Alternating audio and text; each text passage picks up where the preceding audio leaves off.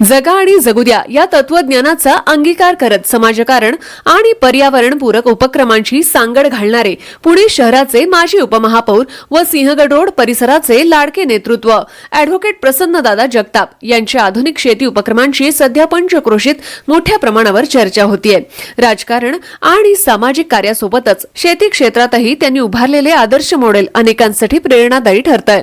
शेती ही केवळ नफ्यासाठी नसून समाजातील गरजू शेतकरी बांधव आणि मजुरांना रोजगाराची संधी मिळावी, त्यांचं जीवनमान उंच व्हावं आणि मातीतून नाळ जपावी या उदात्त भावनेतून त्यांनी आधुनिक तंत्रज्ञानाधारित शेतीची वाट धरली। शेतीतून पैसा कमावणे हा एकमेव उद्देश नसून शेतीचं संगोपन आणि शेतकऱ्यांचं सक्षमीकरण हेच खरं ध्येय। या भूमिकेतून त्यांनी गेल्या 7-8 वर्षात विविध ठिकाणी शेती प्रकल्प उभे केलेत।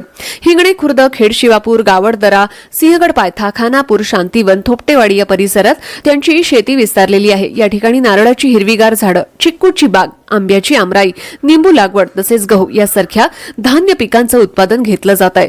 फळबागा आणि धान्य शेती यांचा समन्वय साधत त्यांनी मिश्र पीक पद्धतीचा अवलंब केलाय।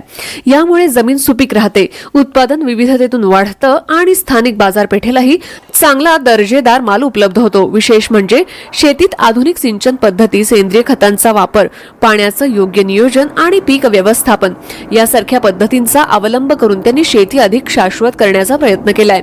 पर्यावरणपूरक दृष्टिकोनातून वृक्ष संवर्धन आणि जैव विविधतेचं जतन करण्यावरही त्यांनी भर दिलाय।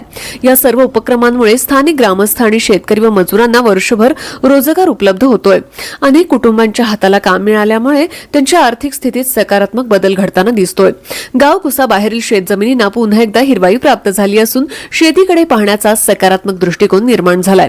शेतीतील या यशस्वी प्रयोगांमुळे प्रसन्नदादा जगताप यांची ओळख केवळ राजकीय नेतृत्वापुरती मर्यादित न राहता समाजाभिमुख शेतकरी अशीही बनली आहे। त्यांच्या चेहऱ्यावर दिसणारा समाधानाचा आनंद हा पैशांपेक्षा माणुसकी आणि समाज कल्याणाला प्राधान्य देणाऱ्या वृत्तीचं प्रतीक आहे। आजच्या धकाधकीच्या आणि शहरीकरणाच्या काळात मातीत रुजून लोकांना सोबत घेऊन आणि जगा आणि जगू द्या या मूल्यांवर आधारित उभारलेले हे शेती मॉडेल अनेकांसाठी प्रेरणास्थान ठरतंय।